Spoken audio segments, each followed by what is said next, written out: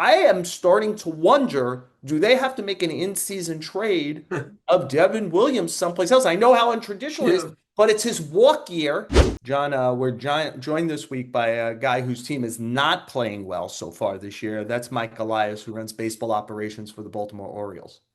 I give everyone credit for coming into our show and being willing to be challenged like this, but you got to give this guy huge credit because normally trying to get guests that are doing well and they agree to it, but he's definitely a friend of the show and he's got guts to come on at a time his team is not doing well. So let's give him all the credit in the world, and I look forward to talking to Mike, who is a terrific guy. We always have to worry, me and you, right? We're always talking about, are we about to curse somebody who's doing great, who's coming on? Maybe we'll work the other way from Mike and his team. Right. We'll ask Mike about the struggles of his rotation, the offensive issues, especially against left-hand pitching, all the injuries they've gone through, what looks like a rise now of Jackson Holliday, and a lot more on the Orioles. John and I are going to talk Devin Williams, Yankee rotations, some clouds with the Mets this week with injuries. We'll play hit and error in the end if you stick with us on the show with Joel Sherman and Jon Heyman.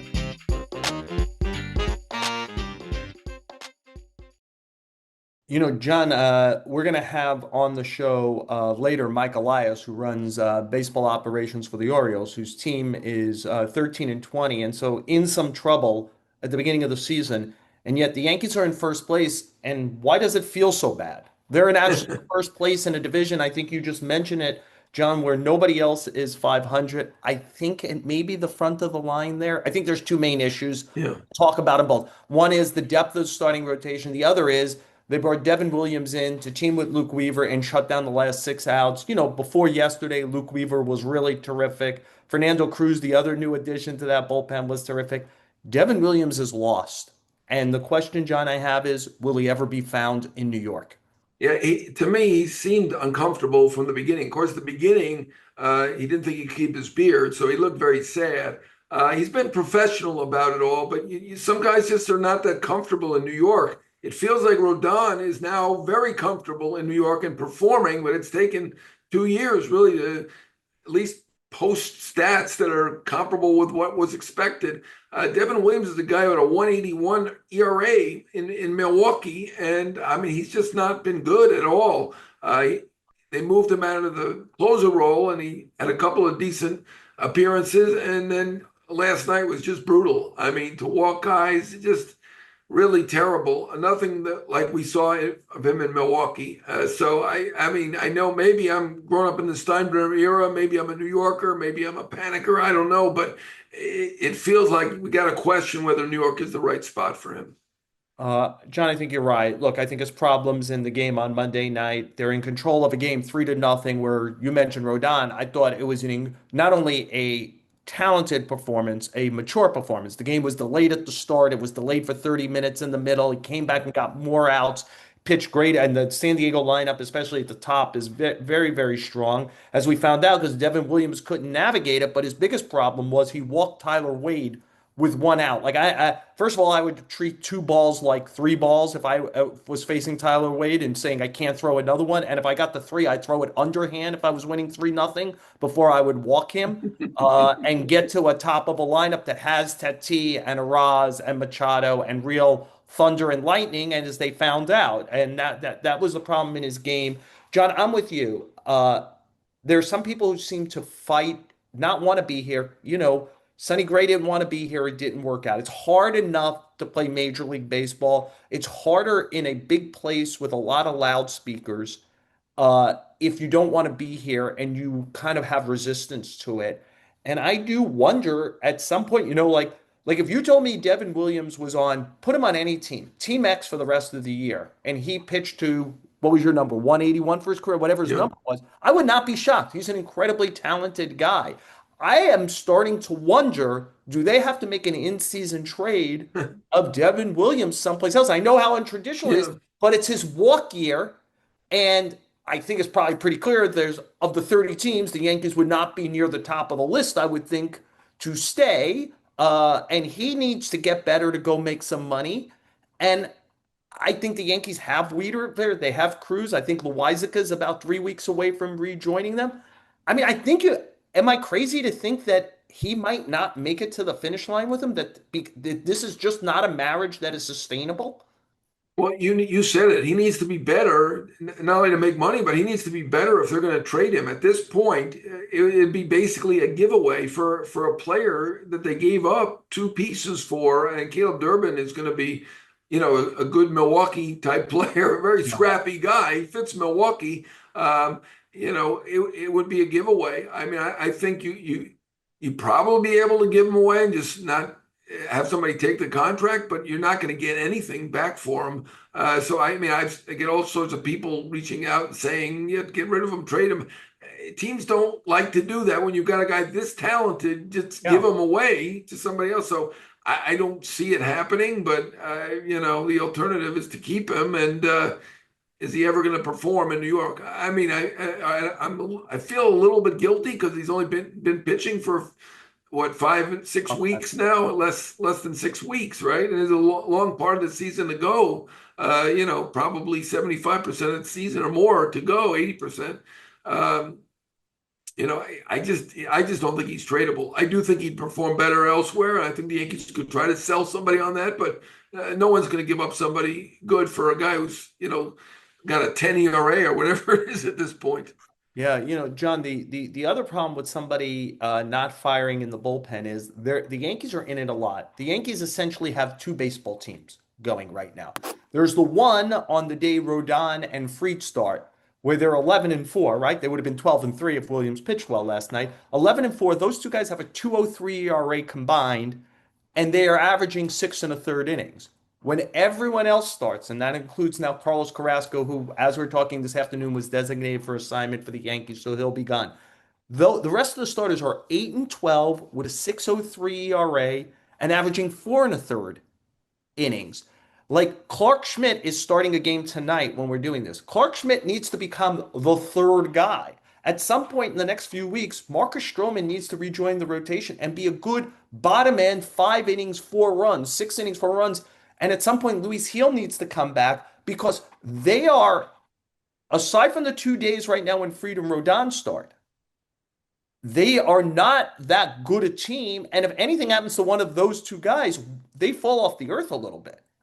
Yeah, I mean, fortunately for them, they have about a half dozen guys having huge seasons, doing everything you'd expect, and in some cases more. I mean, did anyone think Trent Grisham was going to be an all-star caliber player? Rice, who hit 171 last year, looked good in spring training, but who knows if that's going to carry over. He's been fantastic. Goldschmidt, who was good in the second half last year, but I had scouts tell me, is this guy going to really be something this year? Well, he certainly does look like something. Judge is having an all-time great season. Fried is the best pitcher in the league. Rodon's been amazing. They have a half dozen guys who've been fantastic, and that's been good enough. I mean, we're talking about their big issue with Williams, the other issue with the back end of the rotation. They're certainly an imperfect team, but apparently they're less imperfect than just about everybody else in the league because they're in first place.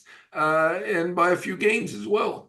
Yeah, so are the Mets. And the world hit the Mets a little this week, right? They lost their two lefty relievers. And I think Minter is a huge loss because he is a front of the line lefty. He's a security blanket for Diaz if anything were to happen. I think Minter could close in New York and close big games. He's completely fearless. So they lost the two lefties. They've lost Jesse Winker for an extended period of time, who's their DH. So some clouds came over. The Mets, they're still doing well. They seem to have especially a lot more starting pitching depth than the Yankees. What do you think about the current state of the Mets? Well, you said it. The starting pitching is excellent. I mean, Canning has been great. He's cut his ERA in half from last year. McGill has been very good. Their bet on Holmes has paid off. Senga has been terrific. There aren't that many teams with 4 or 5 starters doing well, and they are one of them. And obviously, Alonso, if not the MVP, he's co-MVP with Tatis in that league. Lindor's been very, very good. So they have enough things going for them that even in the better league, they still are standing out. But that lefty relief situation worries me. There have been teams that have gotten by, right? Didn't Houston win a World Series without Yeah. lefty relief? It can be done, but there's these crummy teams. They don't have lefty relievers to trade the Mets, and I'm not. I went up and down these rosters of the bad teams, and there just aren't that many lefty relievers to have. And I'm with you. Minter is fantastic. I mean, he could be closing. That's an enormous loss. Their bullpen has been very, very good to this point, and they have Nunez now who's come up, and he potentially will give them some more. But I think they're concerned, not just losing these two guys, that they don't have starters who are going like Fried and Rodon, who Yeah. are going 6+ innings, right? These guys are all performing great, but they've been And great when you're performing using 5 inning pitchers, right? when you're using six starters, Yeah, and they're not giving you like they're giving you great run prevention, but they're not giving you length, and so you're down one starter already when you're kind of like doing it this way. So so like Nunez kind of has to hit the ground running because he's going to get used. Like the one thing Mendoza does because he has to do it is he spreads around the wealth. Then that's the other thing is like the good news is the Mets are in every game. The bad news is the Mets are in every game. So they're not like, oh, let's send out the mop up guy to get nine right. outs and we'll protect this. The Mets like either win or lose close. And so they've been playing like very, very tight games like that. John, why don't we end this? You mentioned a name that I think is a hard name to ignore right now, and I could combine it. From the moment Pete Alonso took Devin Williams deep last October, you talk about two guys who went in opposite directions. Since that happened, it feels like a seminal moment for both guys.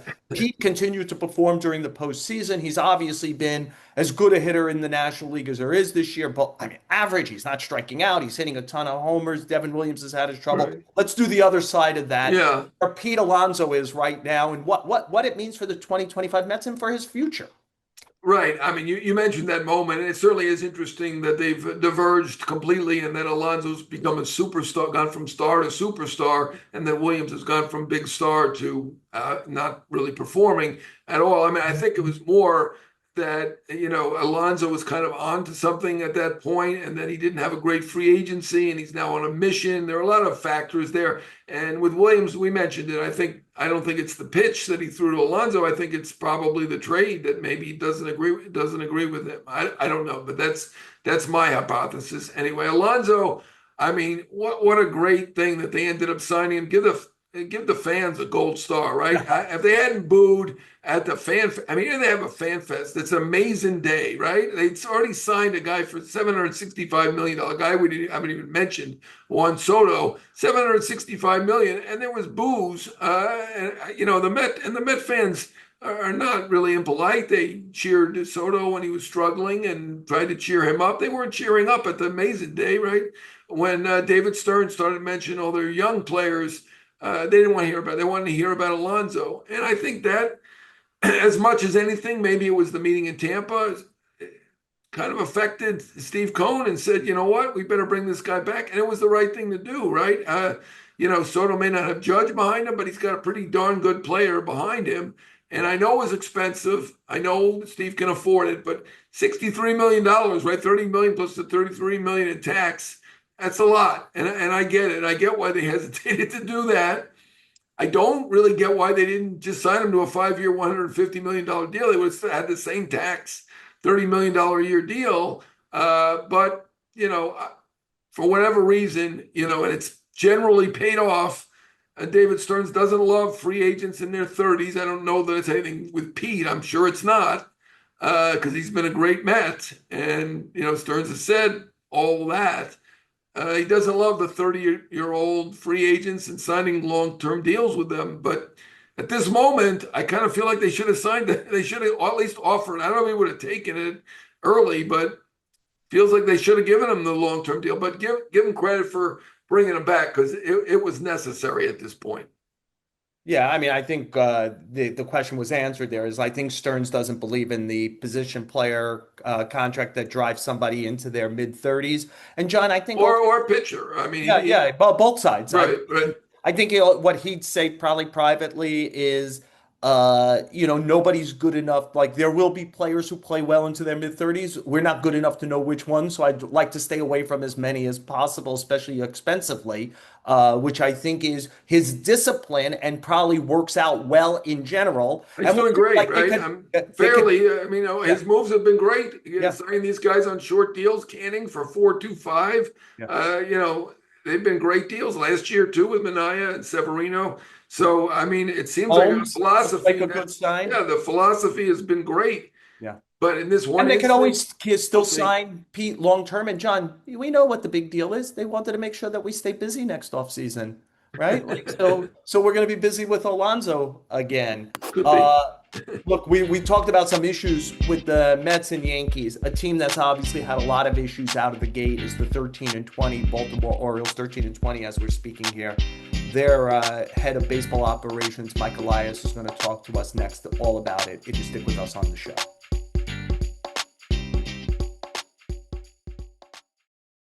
John and I are always appreciative of whoever joins us on the show. Somebody's giving us their time every week, and usually we hit it. People are happy to join us when things are going great, but we do want to make special notice. Mike Elias, head of baseball operations for the Baltimore Orioles. You're coming on. You're gracious to come on. Your team has struggled so far this year, 13 and 20. You're in last place in the AL East, obviously after a strong period of the over the last 3 years, making the playoffs last 2. I wonder if I could just start broadly. There's a lot of things that haven't gone well. Starting pitching, hitting against lefties. I think you have 13 players on the IL. Why are you in this hole? How do you get out of it?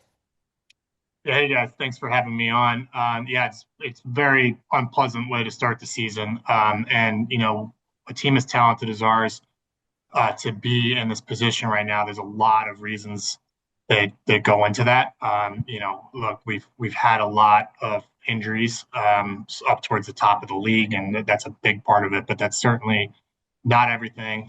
We've been terrible against left-handed pitching, as you mentioned. Our rotation has been towards the bottom of baseball in the first month, and the lineups not clicking, especially with the amount of talent that we have. So, also, I think we've got a lot of hitters that you just look at anything, really. There's some bad luck going on with a lot of our hitters, too. So, it's a perfect storm. It's a organizational thing right now.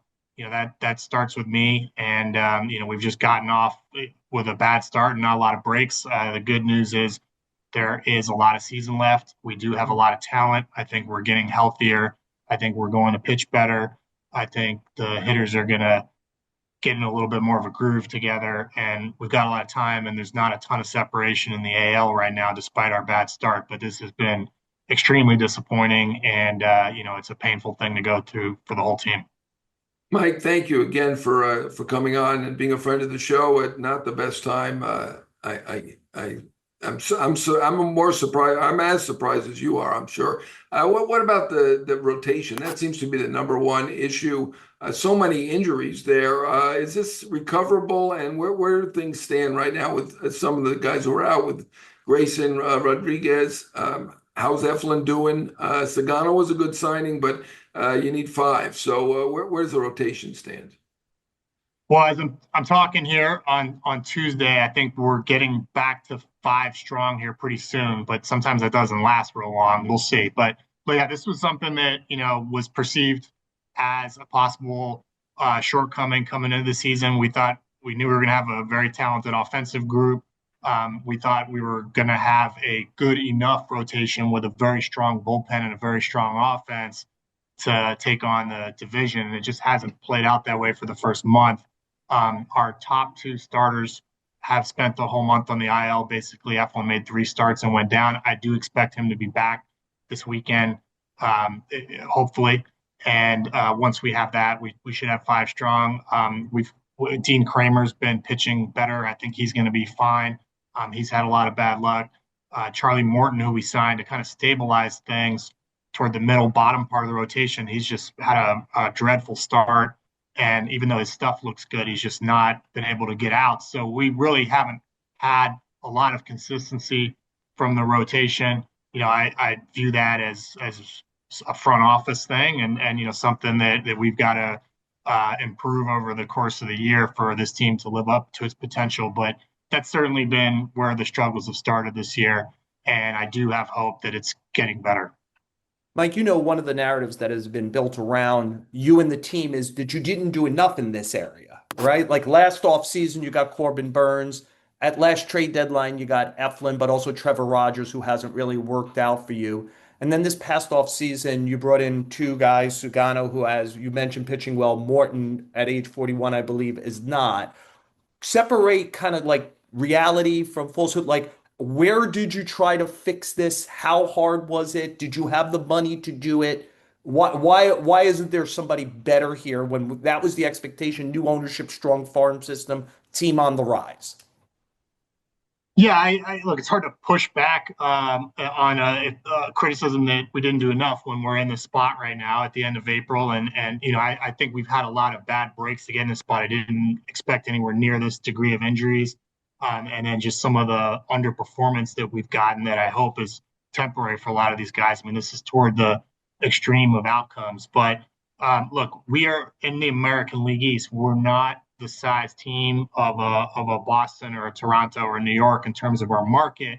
We've got to pick and choose our spots a little bit. And this winter we made a approach towards populating a rotation that just hasn't panned out so far. And I take responsibility for that. But I do think that the pitching is getting healthier. It's stabilizing. I think the degree to which we're not scoring runs to make up for the starting pitching. The bullpen's been pretty solid, and I think it's going to continue to be, but that's been a negative development too. And I'm hopeful that this is just a kind of a all at once swoon that we're in to start the season. But we have some work to do, and we're working on it.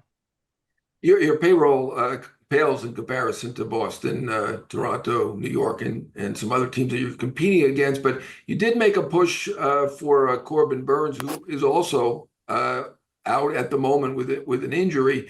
I'm curious about how serious that was, how close you think you might have come, and frankly, your new ownership has given you some more opportunities. I don't know that you're a number one in payroll increase by percentage, but you were certainly up there at this moment. So talk a little bit about a new owner and the efforts, because you did make an effort to sign Burns, I think. Yeah, they have. I mean, our payroll, it's I think it's impossible to point to New York and LA and compare payrolls for certain markets in baseball, but our owners have really upped it.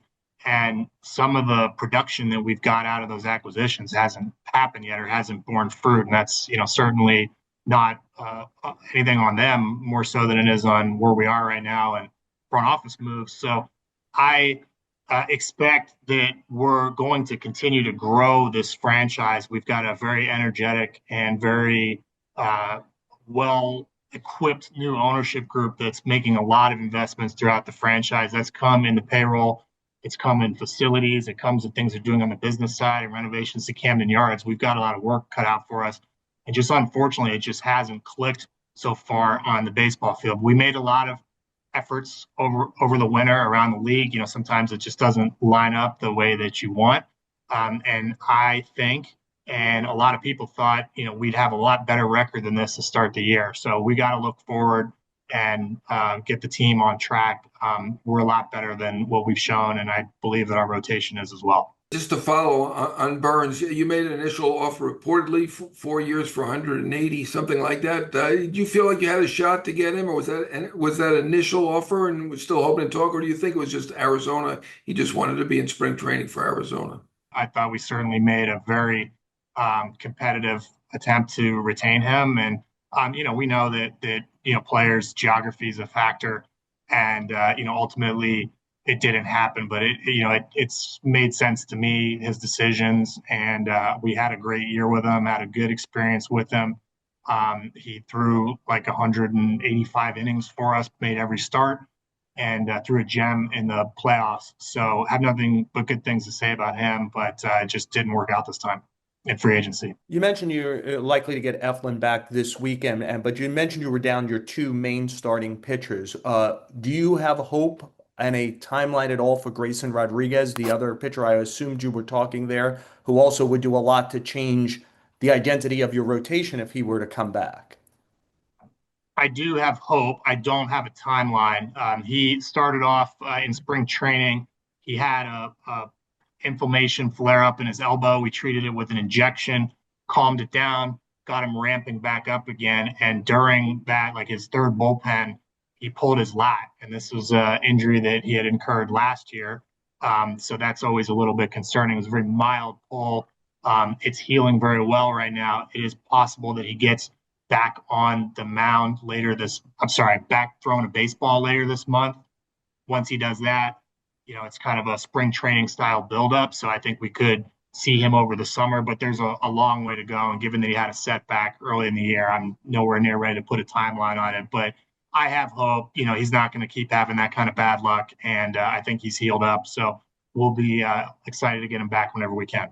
Mike, there's obviously been a lot of attention on the starting pitching in particular. Your rotation ERA is up near 6, and batting average against most of the stuff is bad. A lot of home runs allowed. But you mentioned the offense has been surprisingly bad. I just think that if we're talking in March and we look at your young core group of position players, we would think you're going to be in top 10 offense, and you've kind of been lower middle pack so far. It looks like Henderson has begun to hit a little, and Jackson Holiday has come on. What do you think has been the issues, and what do you think is the potential upside still for the group in 2025 at least? We've had quite a few issues, and I think they're very different player to player. I mean, Gunnar missed spring training, basically missed the first couple weeks of the season. That's going to take some time to get into a groove. That seems to be happening. I'm not worried about him, but we've been missing his production basically for the first few weeks of the season. Colton Cowser, I think like the third game of the season or fourth game, broke his thumb. He's basically been missing all year. Jordan Westberg's been on the IL. Tyler O'Neill's been on the IL. And strangely, we've just not hit left-handed pitching at all. And we have several players. That was an issue we had down the stretch last year. We added some guys that are very well liked and very have a really strong track records against left-handed pitching. And so far, in just a small sample this year, it just hasn't worked. And then we've got other guys that are flat out slumping. And we've got guys that have been hitting in the tough luck if you kind of look at their expected stats. So that said, we've got Cedric Mullins has been off to a terrific start. Ryan O'Hearn's been off to a great start. Ramon Urias has been off to a great start. He's on the IL now. It's just been a lot. I think that this is a tremendously talented position player group. I'll be stunned if the run scoring and just the overall offense doesn't pick up. I think a lot of it is bad luck, bad timing. The runners in scoring position production's been down. I think it's debatable when you look year over year with teams how repetitive that can be. So we've got a lot of hopes, and I think this team's going to score. We've just had a lot going against us on the offensive side. You made some great draft choices. One of them you mentioned, Gunnar Henderson. I think he was picked somewhere around 42nd. He's a superstar at this point, and certainly seems to be coming around. Correct me if I'm wrong. I think you made an effort this spring and in the past to try to keep him. It's not easy to keep a player with that ability and that track record this early. Fill me in on where you think that stands, and is that a possibility? Can that something be done there long term with Gunnar? Well, he's really, really good. We love him. I mean, we took him as a 17-year-old, kind of a raw 17-year-old out of Alabama in the second round. Developed him, and he's been the backbone of our infield, and he's certainly at an age where he's probably getting better and better, and he's played so hard. The fans love him. I think he's been a tremendous player so far, and he's got a lot of bright days ahead with the Orioles. He's one of these guys. I mean, look, you look at our current contract with him and the control that we have from his reserve, so to speak, from the draft. You'd love to have a guy longer than that, and I'll leave it at that. I don't like to talk about this stuff out of turn, but he's a terrific worker. He's a great representative of everything about our team, and we hope he's here for a very, very, very long time. The cornerstone draft pick for you at the beginning of your administration is Adley Rutschman, who was on a great trajectory and still would probably be a stock worth buying. But since the middle of last season, he has not seemed to be, at least from a distance, the same player, Mike. Struggled in the second half last year. It's like he's got a league average OPS plus, but he's hitting in the low 200s again. Is there something going on with him, either technically or physically, that a guy who looked like a growth stock for so long has struggled for a period? This spring so far, I mean, spring training, but also the first, 5 weeks we're in, I think he's looked much, much every bit of his old self. I mean, I know the stats aren't there. The walk rate is back up to where it normally is. You look at the batted ball metrics, his at bats have been good. I just think he's had some tough luck here. So I expect his numbers are going to be much better by the end of the season. With all the things that have been breaking against us, I think him having some bad luck has been tough to add to the mix early in the year, given how important he is to our offense. But he's not one of my worries right now, and he is a great player, and we're happy that we have him. He's such a linchpin of the team. So I think that his numbers are going to be there by the end of the season. I think they're going to look a lot more like the Adley Rutschman numbers that we got accustomed to 2022 through the first half of 2024. Jackson Holliday, everyone was clamoring for you to put him on the team at the beginning of last year. You resisted doing that. You waited a little while. He started out great in AAA. You called him up. He obviously, at age 20, wasn't ready. You professed faith in him, and he looks like he's coming around at this point. I think he's still 20. He's 21 now, I think. You feel pretty confident at this moment that he's going to be that player you expected him to be when you picked him 1-1? Definitely that, and whatever age that fully happens in, I mean, he's going to continue to develop on his own timeline. He's been so ahead of the curve. I mean, I haven't seen a high school kid fly through the minor leagues like that in 20 years, in some ways. And we put him on the team last year as a 20-year-old. He struggled early in the season. We sent him back. He'd barely been in AAA, and that was something that we made the decision to put him up with only about a month of AAA experience, and ultimately I think he benefited from more. And then we had to call him up in the second half because we had like three infielders get hurt, and we needed him. And he did pretty well, but this year so far he's been way more productive. He's bigger, stronger. The at bats are better. I think the swing and miss is down.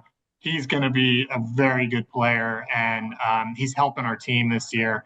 So wherever it ends up with him this year, I think it's all good. But he's a very good-looking young hitter. He's playing really good defense at second base, which is a new position for him, and he's running the base as well. And his stats are off to a really good start this year. So he's been one of the big positives for us this year, in a year where we've had a little bit more bad than good to start off. Mike, you use that term, a little more bad than good. When that happens, when there's expectations, you've been around. Part of this, and I saw you answered this to maybe your group of reporters in Baltimore about Brandon Hyde the other day, where you were kind of standing by him. This is the natural thing that happens. A team struggles. We start to ask about the manager's security. You stood strongly by him. Give us the case for why. What do you like about this manager? Why do you think he's the guy who will pull you out of this season? Well, first of all, he's accomplished so much. I mean, we came out of a really grueling rebuild and put together a winning team in the American League East. We won the division in 2023, and over the course of at least 2 calendar years, we're the winningest team in the American League, and that was with a low payroll. So we've had a couple of bad playoff series and in short series, and now we're off to a crappy start here, and it's tough on all of us. And doing an interview like this is not easy to talk about where the team's at, given where we've been. But you look at why we're struggling right now. It starts with the rotation, and I just don't view that as a reflection on the manager. So, we've got a lot of room to get better all around the organization. That starts with me. It goes on to everybody in the organization. And we all are trying to do our jobs better to get this back on track and get back to where we should be, because this is below anyone's expectations and it's below our standards and any one of our organization's standards right now. For this is not one person's fault, and we're all working on this. You have a young team that's been in the playoffs previous couple years, so I'm sure you expected to be in the playoffs again this year. Do you still feel like you've got a playoff team and you're going to make it to October? I really believe that we will. I mean, we've got so much time left, and we've got so much room for improvement and so much talent here. We've dug a hole, and that's going to impact your odds, especially in a tight division like ours. But I think as I'm talking, we're like 5.5 games back of first place. It's in front of us to where we have enough time left on the schedule to do this if we can get back to the team that we know that we can be. So that is absolutely our goal for the season. It's been all along, and anything short of that, is going to be a big letdown for us. So we're charging toward the playoffs. Mike, as a way to wrap up there, I got two things I want to ask. You've mentioned, despite your 13-20 start, you're 5.5 out. I think you mentioned earlier that nobody in the American League has really kind of like jumped. Do you think this is the American? It seems the National League is a superior league right now, a little deeper at the top. Do you think this is your league now, and that will allow you some time here, especially pre-Memorial Day, to get yourself right because no one is going to get away because there's no one special in the league? Well, there may be somebody special in the league when it's all said and done. I mean, right now, the standings are relatively knotted up in the American League, and that helps. But even if there was a team that was on pace for 110 wins right now, we would still be targeting a playoff spot. And I think that the system in baseball now gives everybody a lot of chance, and everybody's kind of going for it, and that does ultimately result in some more parity. And we don't have, I think I can't dance around it. The Dodgers are we don't have a team put together quite like that in the American League or on that kind of pace right now. That could obviously change, and there's a lot of really good teams in our league. But I look at the talent on our team, on the position player side, especially, and in our bullpen, and don't see a ton of separation between the rest of the league. So we've just got to perform, we got to execute, and our front office will be working to improve the roster, and our staff will be trying to get the players healthier and get them performing better, the ones that are performing below their standards. So that's our responsibility, and the ball's in our court. We got to worry about ourselves. Mike, keeping in mind it's May 6th and that nobody is playing great in your league, have you thought about the possibility that sometimes something is just not your year when you have 13 players on the IL, when there's underperformance in areas where you didn't? And does it enter your mind, and I am not using the rebuild word here, but if you had to, could you become a surprise seller between now and July 31st if this is your fate and you just can't get out of the quicksand and that this might be your fate in 2025? I think fate is is a strong word. We've got a record that's not reflective of who we believe our team is. That I don't think anyone thought our team was, and we're digging a hole out of the standings right now because of that. Hopefully, we claw back a lot of real estate in the standings, and we get back into the mode that we fully expected to be. That is my focus right now. If it somehow evolves otherwise, I'll address it then. But right now we are, I'm with the team. We're working every day, talking every day about improving our individual players' performance, getting our players healthy. What can we do to get ourselves back on track? And we're on an important road trip right now, and I'm really hopeful that we'll get that process started on this road trip. It's another thing to add, Mike, about your graciousness. You are at the beginning of a road trip. You are with your team on the road. And at a time of struggle, I want to emphasize again, John and I are always appreciative when people join us on the show. We're truly appreciative when it's not going great for the guy who's on the other end of this Zoom. So Mike, we appreciate you joining us on the show. Yeah, thanks for having me on. I appreciate it.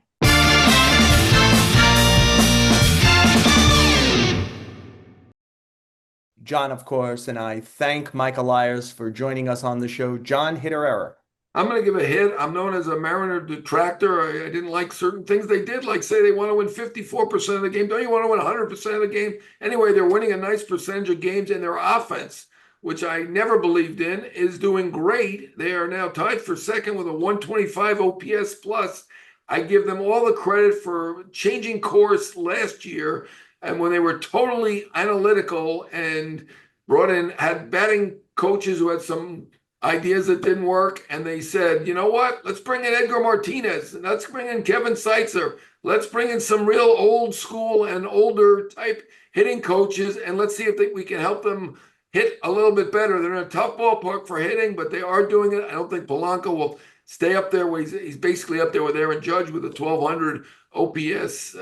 That probably won't occur, but they'll get more out of J-Rod. They'll get more out of a Rosarena. They're doing well. I take my hat off. I don't have my hat on, but I take a hat off to the Mariners. A lot better than I ever gave them credit for. Yeah, and their pitching staff's about to get healthier. They're to Kirby and Gilbert, who had been out, are both close to returning, and that's really supposed to be the strength. It was the last 2 years when they got close, but no playoffs, whether 54% or not. John, I was thinking about this. I was at the first game of the Padre Yankee series yesterday, and I'm like, where did all the Yankee rotation depth go? And then I thought, they wouldn't undo the Soto trade because, of course, they went to the World Series with Soto, but then Michael King is starting tonight. Randy Vasquez is pitching okay at the back end of the rotation. He would be starting for the Yankees right now if he was with them. And of course, they turned Drew Thorpe into Dylan Cease. So there's that. And then it made me think, you know what? Is Soto the guy who is kind of the greatest example of both sides winning a trade? Because I also think you can make a case the Nationals turned out okay from trading him. It looks like James Wood is going to be a star. Mackenzie Gore is pitching terrific. CJ Abrams is a pretty good starting shortstop. I mean, if you got to get rid of Phil, you got to get rid of Juan Soto because you can't keep him. And you could trade Mookie Betts for nothing. The Nationals got that. They have some more stuff still coming in the minor leagues. Yeah. So trade. Juan Soto, by getting traded, helped two organizations.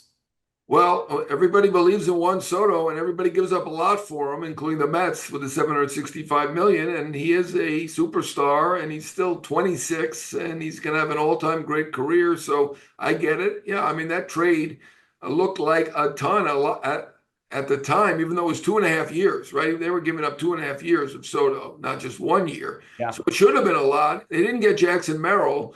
San Diego, boy, they're good at acquiring talent. They didn't get Jackson Merrill, the best prospect they had, but they got Wood and Abrams and Gore. They got a kid in the minors who throws 100-something miles an hour, who we haven't seen yet. Savannah, right? Yeah, right, exactly. And so they've done well. They have a very good nucleus of position players, and yeah, everybody who ends up trading Soto gives up or signing him gives up a lot. I guess that's understandable. The Yankees end of it. They didn't actually give up Cease, so they did give San Diego credit for turning Drew Thorpe into Cease too. So San Diego has done pretty well with their moves. They started out a little shaky. Our friend AJ Preller, when they traded Trey Turner and Max Fried within a few weeks of becoming a general manager, he's done a ton better in the 9 or so years since then. And you know what I admire?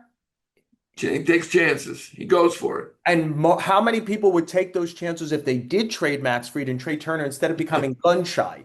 Like the fact that he still is, you win by getting great talent, and he is a go to the top of the market, do the best you can to get there, get stars. It's so off of the cookie cutter of like, don't trade prospects now, future value and all that. Right. And I get it. I understand the logic of it, but I like that there's a gunslinger out there. There's a few of them. You know what? The Dodgers have traded Yordan Alvarez and O'Neill Cruz, right? They're living to tell about it.